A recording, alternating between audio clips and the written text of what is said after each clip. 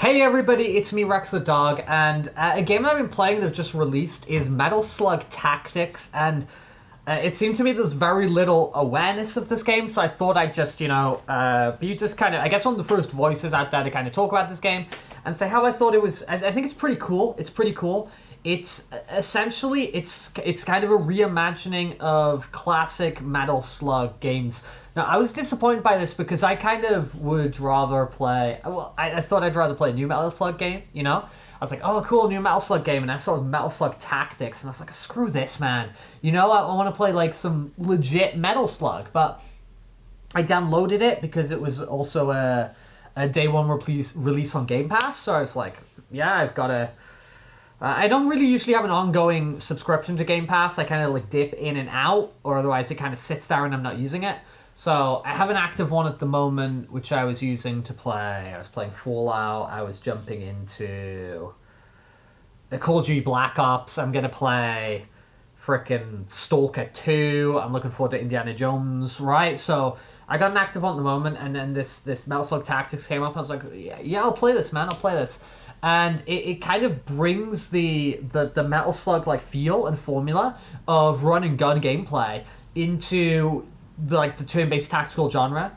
It's developed by these guys called Kia Studio, who I'm not sure totally what they've done before, but I think they did a really good job with this because it retains the kind of it definitely looks like Metal Slug. It retains like exactly the same art style and everything's on model, and it retains that the franchise's sort of like vibrant pixel art style and sense of chaotic fun with all the sorts of things that are happening in the backgrounds of the stages and the hub worlds and whatever, while also integrating the strategy and depth of a tactical RPG. So it's making me think of Final Fantasy Tactics, be that for the PlayStation 1 or be that for the Game Boy Advance. It was making me think of of stuff of sort of that nature, Fire Emblem even, and a lot while I was streaming it here on the channel. So if you want to go back and watch the live streams that I've got here on the channel, a lot of people are talking to me about like, oh, this gives me kind of like Mario and Rabbids vibes, and it's giving me a desire to go and play those games finally as well, because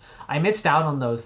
Those games kind of came out in a period where I didn't have a Nintendo Switch, and I never, at least the first one, and I never went back and played it. And when the second one came out, it's like, I don't want to play the second one, I haven't played the first one, and so I've just ended up not playing the Mario plus Rabbids games, but I'm interested in checking those out definitely in the future.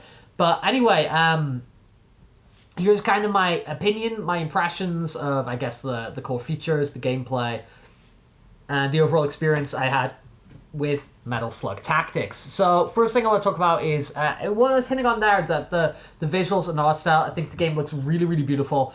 I think it nails the franchise's distinctive like pixel art that it has. Everything is their own model. Nothing looks weird. Everything looks Metal Slug, right? It creates that nostalgic, feeling for those of us who've played the games. Either we played them back on like TurboGrafx, or we played them in arcades or whatever, or we played some of the more modern games in or we replayed them in collections. I played a lot of Metal Slug, obviously in arcades, but where I kind of actually made some damage and some progress in was, or I played a lot of them on like Wii collections, on like Metal Slug Wii collections, and like WiiWare and Virtual Console and that sort of stuff. But I'm pretty sure I had like a disc, like a Metal Slug collection that had like 1 through 6 or 1 through X or whatever they called them, And I played through a bunch of those with my buddy, and we played them like, the co-op. It's sick. And I've played them more recently at like local, arcades and barcades, where they've got like machines with a bunch of SNK games on. I've ran through Metal Slug and stuff like that. And when you've got the free play, and you can actually replay the game over and over, reuser continues instead of like having to spend, 50 euros to get through a game. It's pretty cool, and you end up going through them. But yeah, it has those detailed character models, those sprites, the expressive animations, very much so, with characters and things going on in the backgrounds as well. The environments are like they're lush, they've got interactive details, the enemies look sharp and characterful in the different environments, whether it's like the cities, the desert with the mummies, or you get into like the jungle with like the tribesmen, stuff like that. It's really, really cool. They've totally stayed true to the aesthetic while adding in sort of that like modern polish as well. So they've like the really fluid animations, although that sort of stuff did totally exist in the original Metal Slug games. And I'll say that even, you know, the vehicles as well, like the slug itself and a couple of the other vehicles and things that you counter is they're really well done as well. Yeah, it definitely like enhances I hate the word retro, but like that retro experience without diluting it all. So the visual art style I thought was really, really cool. I'd add music on top of that. But the gameplay, right? So while the mainline Metal Slug games are these run and gun, side-scrolling, you know, Contra-esque, you know, shooter games, right? All about reflexes, fast-pacing shooting. Metal Slug's Tactics adapts that into a turn-based, grid-based tactical system, much like kind of those games I was talking about before. You're commanding, you know, familiar characters. Like in my initial run through the game, I was using, you know, Marco, Ali, and Theo, and like I unlocked Tama, and I unlocked like other characters as I did my first run. In battles that require, you know, it's all about strategic positioning, your resource management. You've got a few key resources and coordinating attacks together. Each character's got like unique skill and abilities, and you've got to like combine them sort of thoughtfully to succeed. Something I'm not super usually good at in games, but I felt I picked this up kind of quick enough, and I was kind of seeing things like, oh, if I did that, and that, and I found it really satisfying, right? I think the last tactical RPG I played was it Fire Emblem? It's like this one called Fates. Is that what it was called? Whatever it was, the one with the toothpaste-looking character, you know, it's got the red hair and the blue hair. I'm forgetting the name. I don't think it's called Fates. It's not Fates. That's going to bother me. Anyway, I want to talk about some of the key mechanics. If you know it, drop it in the comments, right?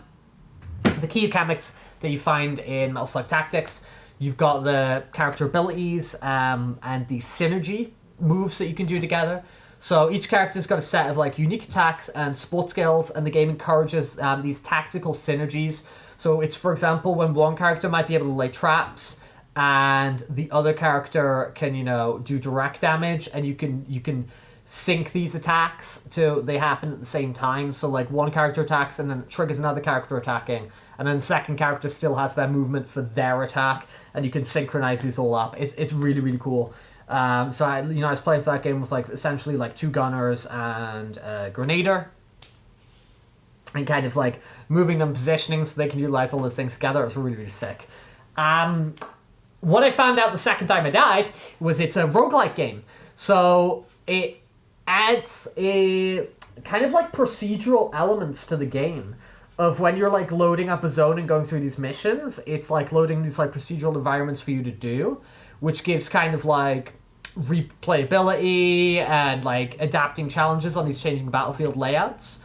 Permadeath isn't a feature here, so you'll see some like, so although you're facing like roguelike unpredictability in those procedurally generated like missions that you're doing, it's not as punishing as traditional roguelikes. So you do a run, and you get abilities throughout that run, you know, that you pick up. And if you do die and you use up all your, you know, because there is a way to revive characters, but you use up all those revives and it's game over, you revert back, but like things that you got from experience and leveling up are retained. So you are getting these like permanent upgrades, and then there's also like these boosts and perks that you're picking up along the way that are just for that run. And you're also collecting money, which you can go back and spend for permanent upgrades or extra characters or one-time use resources or whatever and stuff like that, which is really, really cool. The leveling up sort of mechanic, whether it's mods to your guns or the characters themselves, it's coming through these like skill trees and upgrades, right? Upgrading the character stats, their abilities. It gives like a nice sense of progression. So as you're doing more and more runs, you're building up kind of these abilities for your characters, so you can do runs on higher difficulties, or you can do runs where you try to achieve more, right? The objective is to get to the city and defeat the general of the army, right? And to do that, you either like you can just complete one zone and then go to the city, or you can complete, you know, the 2 zones or 3 zones and then go to the city and do like a full run, right? So if you're you're redoing these runs, they're procedurally generated environments, and you're leveling up, you're upgrading characters, you're spending resources. It adds this cool sense of like progression and depth of the gameplay as you're picking what upgrades you get, which characters to upgrade. It's like rewarding sort of your thoughtful planning and your smart allocation of the resources, which is pretty cool. That's all called coming in strategy. So when it does come that strategy, I think it added, at least for me, somebody who requires a bit of accessibility because... No, another one I played recently is I played some Advanced Wars, right? Like the Advanced Wars Plus 1 and 2 Boot Camp, like the remake that they did for the Switch. So I might play some of that on the channel in the future. Might kind of add that to the list. There's some stuff in that I found really difficult because I'm stupid.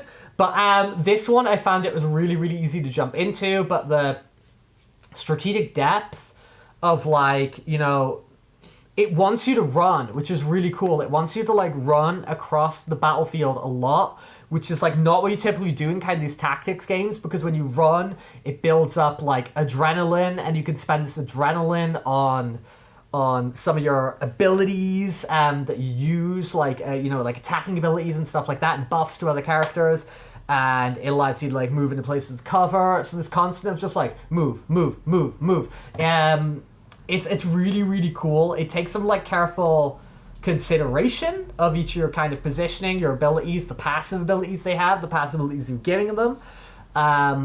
Similar to Fire Emblem and what I kind of understand XCOM to be, right? So you have to kind of think about that limited movement you have, what action points you have, weighing out the benefits of aggressive plays and defensive positioning, and it's cool. It's accessible enough, especially on the the initial difficulty they give you, and then there's 2 more on top of that. You can definitely work around that and learn without it being totally too punishing, even if somebody kind of sucks on these. In terms of the narrative and whatever, for me it's kind of whatever. It's kind of enjoyable enough, the characters talking to each other, but sort of who really cares? They're kind of cute enough in their interactions, fun little interactions with sort of sense of personality as they have radio calls and whatever, but ultimately it's kind of who cares? It's all really about the gameplay. And as I was saying, that gameplay, it does kind of scale gradually, so it's not super punishing, and it's introducing the new mechanics, the new, enemy types, the new challenges at kind of a reasonable enough rate that it's not super overbearing. Me, as I would consider myself, even though, I've messed around with, as I said, quite a few Fire Emblem games. I've messed around with Advance Wars. I've messed around with Final Fantasy Tactics games before. I just do kind of consider myself a bit of a newcomer to these types of games. I don't play a lot of them, right? I don't play a lot of them, and when I do, I usually make boneheaded decisions that kind of slap in my face. So I think this is kind of something that's for newcomers, for veterans of tactic games. It's probably a bit more forgiving for them on the lower difficulties, though. The roguelike elements are certainly adding a level of unpredictability that you might not find in sort of regular ones, and that procedural regeneration and multiple paths, as I'm saying, of you can pick kind of where you go before you go to the final boss. It does add some cool development and cool replay value, though I can understand the wish for larger variety of maps, and probably more complex. I don't know if it does on the higher difficulty, but the enemy AI is kind of it's a bit goofy. So maybe more complex enemy AI if it's gonna have some sort for the game to have, I guess, a longer lasting appeal. But I mean, overall, I thought this was a really kind of fresh take on the franchise, which I initially rolled my eyes at, but I think for people who like tactical RPGs, for people who like turn-based strategy games, I think it's worth checking out. I think it offers something different because it has this transition, from action-heavy shooting gameplay to thoughtful turn-based gameplay, which but still capturing that series, sort of core sensibilities of you're running and gunning. You still feel like you're running and gunning even in this turn-based gameplay. I thought it was really, really sick. in that regard, to be honest. It's got charm, sorry. It's got that, like, that depth from the strategy, the different characters, a lot of customization. It's kind of like, yeah, it's like a refreshing, cool little thing. And especially if you've got, like, an active Game Pass subscription at the moment, it's something you can just kind of chuck on, check it out, do a few runs in a few hours. And, you know, and if you're really into it, just, like, keep zipping around and keep moving through the skill trees and get those upgrades or whatever. So I just thought I'd talk about this game because I don't really think anybody is. And I thought I'd just kind of throw my voice out there.